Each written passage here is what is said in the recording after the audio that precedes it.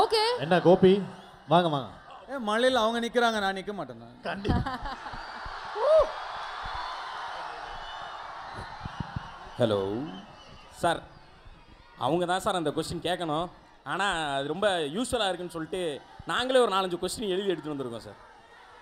Sir, idli கடை படம் வந்து பசங்கள்லாம் பார்த்துட்டு ஒரு போஸ்ட் ஒன்று பார்த்தேன். இந்த கோயம்புத்தூர் சைடு ஒரு செஃப் ஒருத்தர் இருக்கார் சார், அவரோட கதையை தான் நீங்கள் படமாக எடுக்கிறீங்கன்றாங்க. உண்மையா சார் அது? இல்லை, அந்த மாதிரிலாம் எதுவும் இல்லை, சொந்த கற்பனை தாங்க. நான் என் கிராமத்தில் பார்த்த ஒரு சில முக்கியமான கதாபாத்திரங்களை, என் மனசை பாதித்த ஒரு சில கதாபாத்திரங்களை மையப்படுத்தி சொந்தமான கதை, கற்பனை கதை, ஒரிஜினல் கேரக்டர்ஸ்.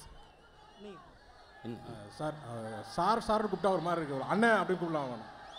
ஆனால் இப்போ நீங்கள் வந்து இப்போ ஒரு ஃபங்க்ஷன் போகும்போது இல்லை எல்லா இடத்துல பார்த்தா நீங்கள் ஒயிட் அண்ட் ஒயிட்டில் வருவீங்க, வெள்ளை சட்டை வெள்ளை வேஷ்டி, அது மாதிரி ஒரு மாலை போட்டு அப்படி வரீங்க. உங்களுக்கு போட்டால் அது ரொம்ப நல்லா இருக்குது, அது இப்போ நாங்கள் போடும்போது பார்த்தா அது அந்தளவுக்கு இதாக எப்படி அதுதான் வேஷ்டி சட்டை யார் போட்டாலும் அம்சமாக இருக்கும். அது நம்ம ஊர் இது இல்லையா, அதனால நம்ம யார் வேஷ்டி சட்டை மட்டும் எல்லாருக்கும் எப்பவும் அம்சமாக தான் இருக்கும். இன்னைக்கு பாருங்க, சேஞ்ச், கெட்டப் சேஞ்ச். அந்த கொஸ்டின் எழுதி வச்சுட்டு வந்தான், மிஸ் ஆயிடுச்சு. சார் அப்ப என்ன சொல்றீங்க? ரொம்ப அம்சமா இருக்கு. வேஷ்டி சட்டை அம்சமாக தானே இருக்கு. குரேஷி, ஐ திங்க் குரேஷி அவரோட பிறவி பலன் அடைஞ்சிட்டாருன்னு. அண்ணே, அடுத்த கேள்விண்ணே. முன்னாடிலாம் வந்து இந்த ஒல்லியாக இருக்க பசங்களை பார்த்தா வந்து பாடி ஷேம் பண்ணுவாங்க, குச்சி மாதிரி இருக்க, இப்படி இருக்க அப்படின்ற மாதிரி ஒரு மாதிரி இன்செக்யூர்டாகவே ஃபீல் பண்ணுவாங்க. நீங்கள் வந்ததுக்கப்புறம் அந்த ஸ்டைலே மாறி அதை ஒரு கெத்தாக மாற்றி அந்த ட்ராவல், இப்போ பசங்க எல்லாருமே வந்து நம்ம ஒல்லியாக இருந்தால் உங்கள் ஸ்டைலை வந்து ஃபாலோ பண்ண ஆரம்பிச்சிட்டாங்க. மழை பெய்யுது, கடைசி கேள்வியாக அதை கேட்டுறேன், சாரி. இதை பற்றி நீங்கள் சொல்லுங்கள். இல்லை, இங்கே இருக்கிற முக்கால்வாசி பேர் என்ன மாதிரி தான் இருப்பாங்க பாருங்க. அவங்களுக்கெல்லாம் நீங்கள் இருக்கீங்க, உங்களுக்கு அந்த மாதிரி யாருன்னு நடந்துருக்கு? அந்த மாதிரி எனக்கு எப்படி நீங்கள் அதை எப்படி ஃபேஸ் பண்ணியிருப்பீங்க? ஏன்னா அந்த டைமில் வந்து ஒல்லியாக இருக்கவங்களை பார்த்தாலே வேறு மாதிரி ஏதாவது சொல்கிறது. சின்ன வயசில் கொஞ்சம் கஷ்டமாக தான் இருந்தது, அந்த பக்குவம் இல்லை. வளர வளர தெரிஞ்சு, ப்ரூஸ்லி கூட ஒல்லியாக தான் இருப்பாப்புல. வளர வளர அப்படியே அது ஒரு ஃபார்ம் ஆகிட்டோம் அப்படியே. அப்புறம் என்ன, அந்த ஸ்ரீரங்கத்து ஜிகிடி அப்படின்னு ஒன்று இருக்குல்லண்ணே. ஜிகிடி, ஜிகிடின்னா என்னது?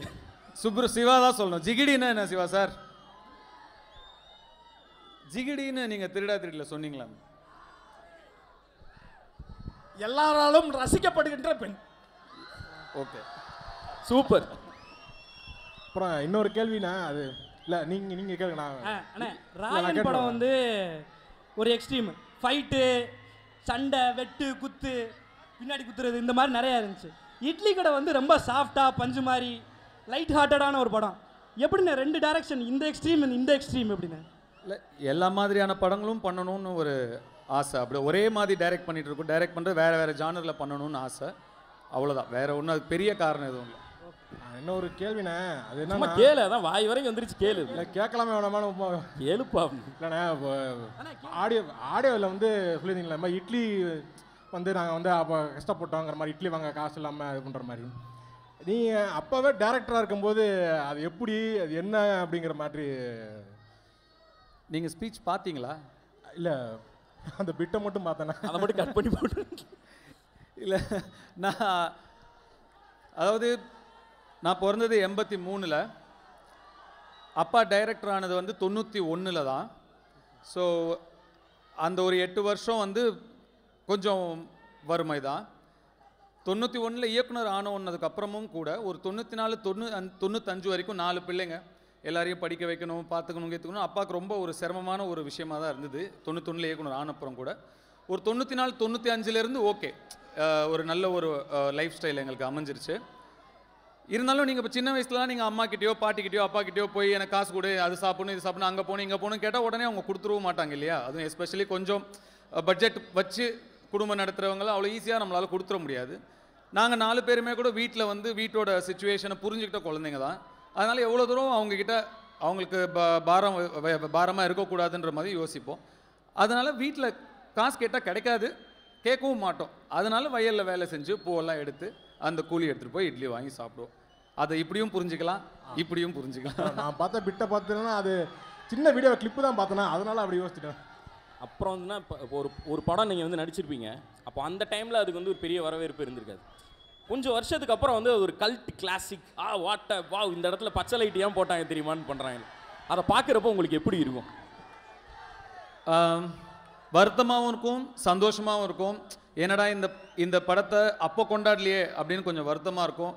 பரவாயில்ல இப்போவாது கொண்டாடுறாங்களே அப்படின்னு ரொம்ப சந்தோஷமாகவும் இருக்கும். இது வந்து கொஞ்சம் சென்டிமெண்ட் கொஸ்டினாக கூட இருக்க வாய்ப்பு இருக்குது.